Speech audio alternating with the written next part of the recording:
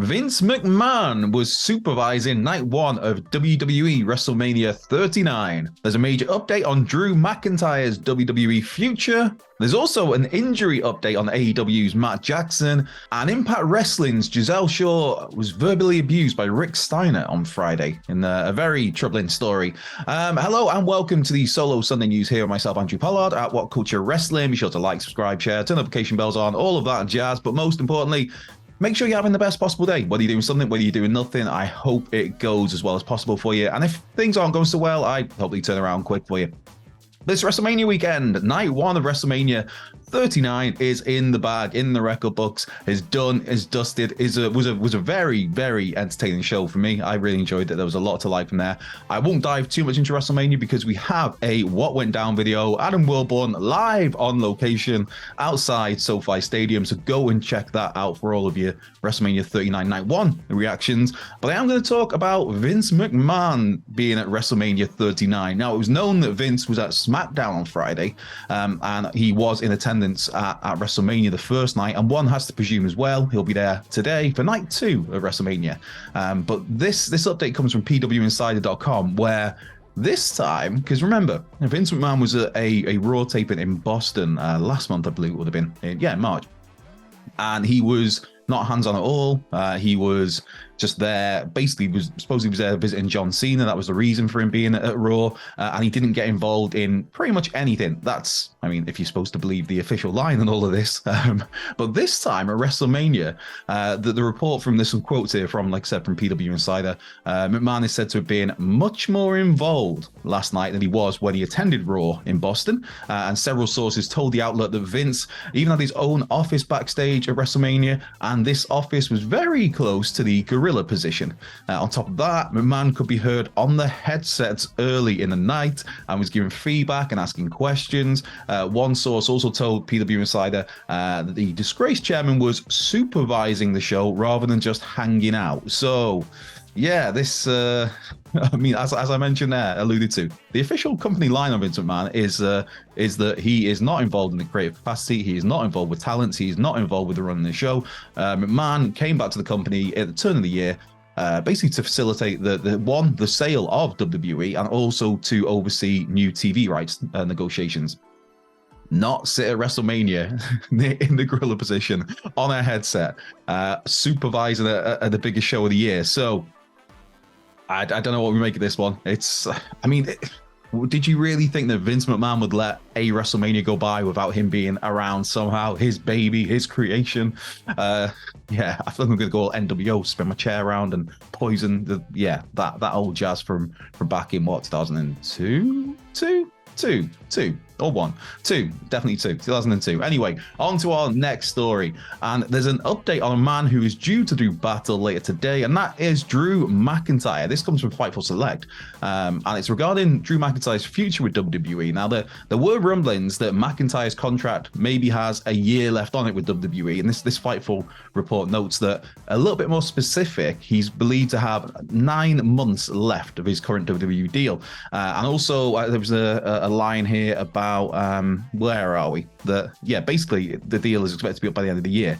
But McIntyre himself has made it clear that he plans to wait until much closer to the end of his deal to start negotiations properly, because there are, again, a quote here, a number of factors to consider.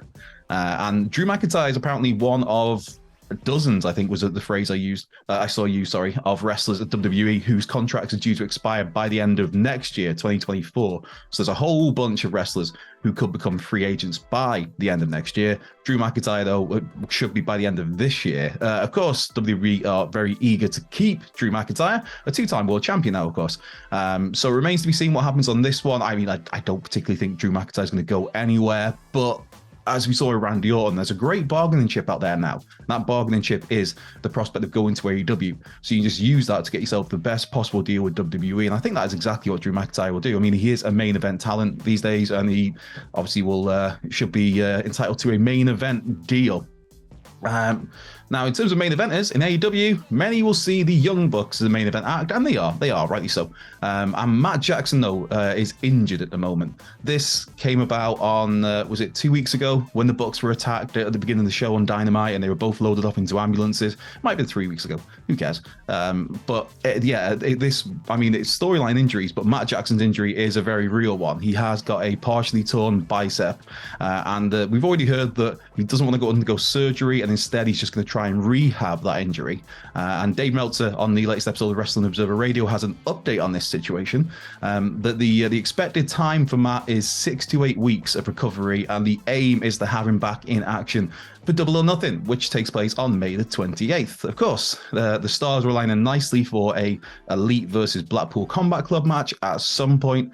And one has to imagine you couldn't do that match without Matt Jackson or any of the Elite involved, basically. It'd be weird just to have a Young Buck rather than the Young Bucks for such a match. But yeah, hopefully things are on the up for Matt and he's not out of action for too much longer. One final story here before getting to your questions. And it's a horrible story, to be honest. It's Rick Steiner, one half of one of the greatest tag teams of all time. I absolutely love the Steiner Brothers, man. But Rick Steiner has reportedly at WrestleCon on Friday made several transphobic comments towards Impact Wrestling's Giselle Shaw. Now, WrestleCon was taking place. It was an autograph session. Giselle herself took to Twitter to basically to put this out into the public, because behavior like this, it needs to be called out. It's absolutely dreadful. I've got some quotes here. Giselle Shaw wrote that she was walking to a table at WrestleCon and she overheard someone yelling, "You're a man, you're a dude, you're a piece of trash, you are filth, and get the F away from here." Giselle kept her head down, kept walking to a table, but then decided to go back and see who was saying this and to confront them. And that's when it became apparent it was Rick Steiner. As she put here, I decided to take a walk in that area and I hear that same person saying the same derogatory comments. I looked at the person and it's Rick Steiner saying those statements. I was shocked and could not believe that this was even happening. To have someone saying those comments who a lot of people look up to and consider their hero was quite shocking and disheartening. I was in disbelief, so I asked him, "Excuse me." He kept repeating those hateful phrases and started yelling at me in a public setting. It was inexcusable and unacceptable. Absolutely right. It was inexcusable and unacceptable. And as well, just to make this even more just a horrible story, there was a lot of other wrestlers around, a lot of other legends around, and nobody stepped in to say anything. So yeah, just I can't say the words I want to say here about Rick Steiner, but yeah, just no, absolutely horrendous, awful. But yeah, best wishes to Giselle. And hopefully she's having a good weekend out in. I think WrestleCon's still taking place now, but anyway, that's irrelevant. It's more important just to be well, be safe. Horrendous from Rick Steiner. Right, let's wrap things up with some questions here. Nell Bloom's got in touch. If you have there we go. It's not a question, it's a statement, and I've kind of already answered it. Nell got in touch to say, if you have the space to mention Giselle during tomorrow's Chock4 News, would be very grateful. Here's Theo from his afternoon walk. Sorry. Oh, there we go. That's already covered. But yeah, thanks for sending a picture of Theo in, Nell. He looks like a very handsome boy. As ever, on a Sunday, send me a picture of your pet. It genuinely does put a smile on my face. And apologies if I sound tired. I look tired. I've been up since 4 o'clock because WrestleMania. Right, Hector Garcia III got in touch. Based on WWE running low on headliners for the Hall of Fame, can you see them eventually switching to alternating years instead of every year? No. It's the simple answer. There's just too much money involved. The Hall of Fame itself generates revenue for the company. It gives you an excuse to bring in legends into the Hall of Fame who then you can license merchandise for because you have them on a Legends deal. I don't think they will. And also, you mentioned running out of names or main event names or big names. It's WWE. If they could, whoever they want to be seen as a big deal headline act, they will feel like a big deal headline act. It could be Marty Jannetty. There we go. I love me some Marty Jannetty. But WWE, if they wanted to, they could just the way that the production value they have, the way they frame their narrative, they can make anybody to them feel like a main event act, a main event draw. But there are lots of big names out there still. I mean, Dave Bautista is one who was heavily rumored for this year. Of course, there is the looming shadow of a certain Dwayne. There's a bunch of people who can still go in. So I don't think there'll be alternating years just yet. Anyway. Chainsaw Kev's got in touch after the tag team showcase and the title change. How do you feel about the division going forward after Mania? One, that tag team showcase was a whole lot of fun. And two, the main event was absolutely everything you would have hoped from the culmination, not in the culmination of the story, because I think that there are still plenty of strands to play out. But yeah, the tag team action at WrestleMania on night one was fantastic. I mean, in terms of the tag division going forward, it's not a case of the talent isn't there, because you've got the Street Profits, you've got the Viking Raiders, you've got Alpha Academy for however long they're together still. I mean, rumblings of a Chad Gable single run, which I would be all for that. Serious, badass, wrestling Chad Gable. I'm all over that. You've got Ricochet and Braun Strowman, Imperium, the Good Brothers, of course, the Usos, Kevin Owens, Sami Zayn, New Day. Forget the New Day. And then you've got teams like Pretty Deadly. To me, they're ready. Whenever you want to pull the trigger on them on their main roster, they're there. The Creed brothers are another team that aren't a million miles away, I don't think, from going to Raw or SmackDown. So there's the talent is there. It's just a case of the booking of the division, and it's interesting to see now how things play out, because the Usos have had that, to coin the phrase, to borrow a phrase, when they've had that division on lock for so long, where they were just the dominant team. That was a case of somebody would step up to the Usos, they lose. Somebody else step up to the Usos, they'd lose. So now it's like, it's hard creatively when you've got such a heavy focus on one act to then what you do with the rest of the division. And that's I mean, that's why these creative types get paid a lot of money. That's why Paul Levesque is getting a lot of money. It's his problem to resolve. So, I mean, like I said, the talent's there. It's just how you book that division. And I think coming out of WrestleMania, there's a lot of buzz around the tag team division, the tag team ranked, the tag team champions now, the new ones, Kevin Owens and Sami Zayn. So yeah, everything is there to do something great with tag team wrestling again. Hey, who knows? Maybe FTR get thrown into the mix. I don't think that's happening myself. I think they're staying with AEW, but crazier things have happened. Where are we? Sims Gaming Time has got in touch. After an incredible match with Charlotte, who do you think Rhea's next challenge will be? Yeah, for me, that was the match of the night. I really enjoyed night one of WrestleMania 39, but that was the match of the night. I thought that was an even better match than KO and Sammy versus the Usos. In terms of what's next for Rhea, obviously you presume she moves to SmackDown, and maybe the Judgment Day do too. For me, I think Rhea needs to just go on a tear and just dominate for the rest of the year. But in terms of who would be next, Liv Morgan. Liv Morgan's that reliable, dependable go-to babyface, the underdog babyface, the slightly undersized babyface, and you put her against a beast like Rhea Ripley, especially with their past as tag team partners and rivals. I think as a brief feud, you could go to Liv. She's there. I mean, you talk about the tag team division, the women's division has not exactly been on fire on either Raw or SmackDown lately, so there's nobody particularly heated up on SmackDown I can think of that comes to mind. I mean, at some point, do you get to Ronda Rousey and Rhea Ripley? I'd be very much for that. Shayna Baszler as well, man. Just criminally wasted Shayna Baszler. But those two, Ronda and Shayna seem to be doing the tag team thing for now, and I won't be surprised if they get those belts. But yeah, I think Liv Morgan first, and then we'll see. Antonio's got in touch actually with two questions. With the women missing out on the main event again, not having a storyline, no one new really getting over, are Mercedes Varnado and Trinity Fatu more than right to leave, as women have gotten a lot better now, but they're some of the least pushed women ever?